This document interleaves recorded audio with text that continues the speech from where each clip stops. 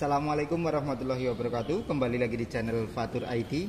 Pada video kali ini saya akan berbagi informasi tentang cara kerja sistem pengapian ya. Ini pada sepeda motor konvensional atau pada motor karburator ya.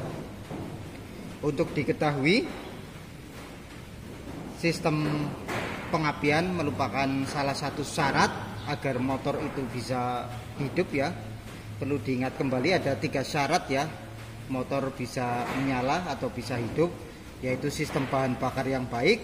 Kemarin kita sudah belajar sistem bahan bakar karburator, terus sistem pengapian yang baik, ini kita akan pelajari. Lalu yang ketiga adalah kompresi yang baik. Baik, langsung saja. Untuk sistem pengapian sendiri di motor itu ada 2 ya, berdasarkan sumber pengambilan arus CDI-nya. Ada sistem pengapian AC dan sistem pengapian DC. Sebenarnya sama, cuman sumber pengapiannya, sumber arusnya. Kalau ini yang akan kita pelajari pada video kali ini, sistem pengapian DC, dia mengambil arus CDI-nya itu dari aki ya. Kalau di motor itu dihubungkan dengan kabel output kiprah atau regulator rectifier, itu arusnya DC. Kalau yang arusnya AC berarti di spoolnya nanti ada spool pengapian sendiri. Baik, untuk komponen sistem pengapian DC, yaitu pertama ini ada sumber arus yang ke CDI, ini dari aki. Kalau motor nggak ada akinya berarti dari output kiprahnya. Kemudian ini di sikring, ada kunci kontak, ada CDI, terus ada magnet dan pulsernya. Kemudian ada kuil, diteruskan dengan kabel busi tegangan tinggi, kemudian cop busi, dan yang terakhir busi. Untuk sistem pengapian sebenarnya tujuannya adalah untuk membuat percikan bunga api pada busi yang akan digunakan untuk membakar campuran bahan bakar dalam ruang bakar. Sistem pengapian juga harus tepat ya pada saat akhir langkah kompresi. Jadi tidak sembarangan busi itu memercikan api. Nanti akan saya jelaskan cara kerjanya.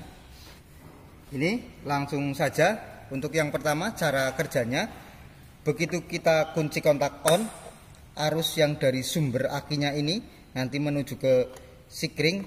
Ini mohon maaf ya, kabelnya cuman ada warna merah sama hitam. Ke sikring, ini kunci kontak, lalu diteruskan dia langsung ke CDI. Dia standby nunggu di sini. Ini untuk CDI-nya itu yang utama ada 4 kabel ya. Yang pertama itu dari aki, ini sumbernya. Terus yang kedua ini warnanya tiap motor beda-beda. Yang kedua negatif. Jadi di CDI pasti ada arus positif dan ada arus negatif. Untuk yang ketiga itu dari pulser ya. Ini pulser. Ini dan yang keempat ini yang ke kuil. Ini tadi kunci kontak on, arus standby di CDI. Dia tinggal nunggu perintah dari mana? Dari pulser atau pickup coil. Ini. Karena apa? Seperti tadi yang saya bilang di awal, untuk busi memercikan api itu tidak sembarangan waktunya, harus tepat pada akhir langkah kompresi. Yang menentukan pada saat langkah kompresi ini tugasnya pickup coil atau pulser.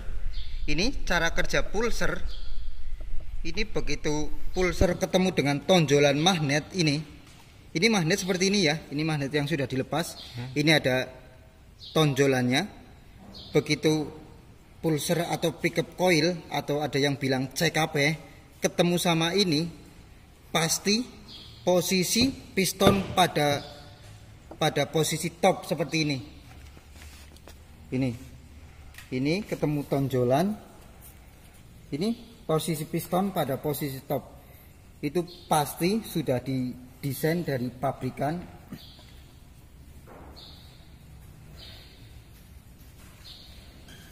Ini kembali lagi ke sini.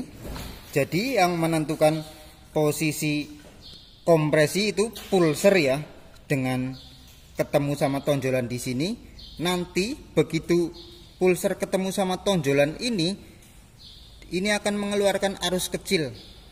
Sinyal lah istilahnya, itu sinyal buat memberi tahu ke CDI bahwa CDI sudah waktunya untuk melepaskan arus ke kuil.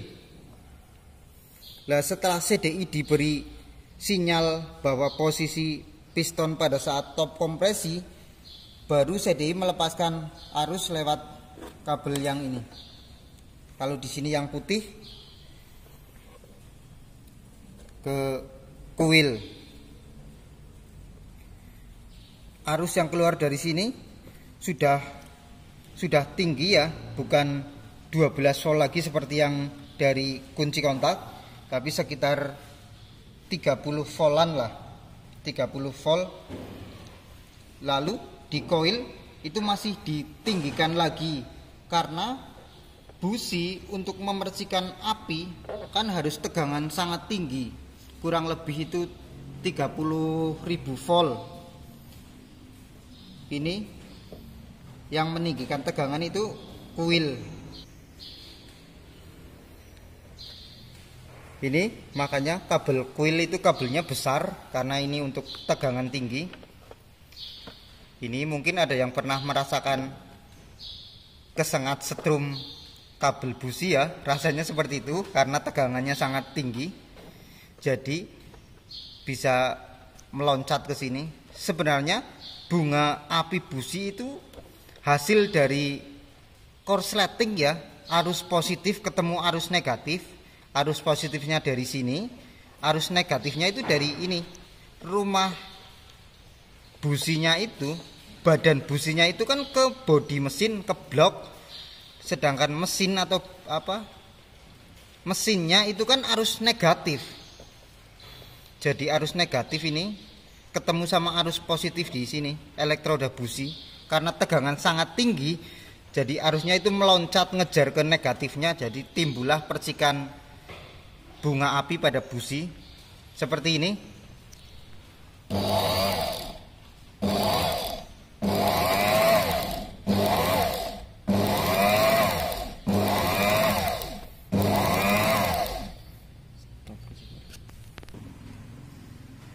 Seperti itu tadi pemirsa, cara kerja sistem pengapian. Saya ulangi lagi, arus dari baterai menuju ke sikring, kemudian ke kunci kontak diteruskan ke CDI. Di CDI dia standby nunggu perintah yang memerintahkan ini pulser atau CKP atau pickup coil. Cara kerja pickup coil itu apabila pickup coil ketemu tonjolan, dia pada piston itu pasti pada posisi TMA atau top.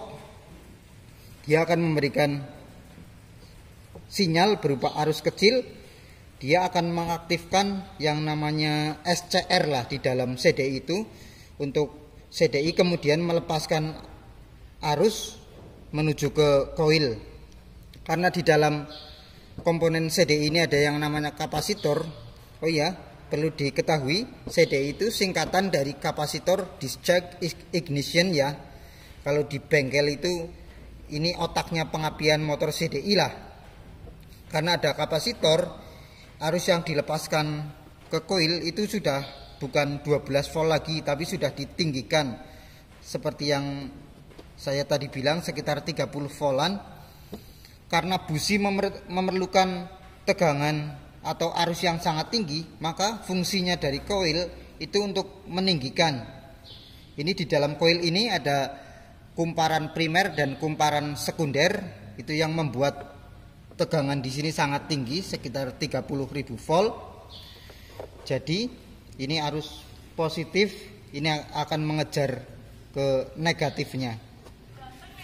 Mungkin sekian dulu informasi dari saya. Apabila pemirsa ada pertanyaan atau saran bisa ditulis di kolom komentar. Terima kasih. Assalamualaikum warahmatullahi wabarakatuh.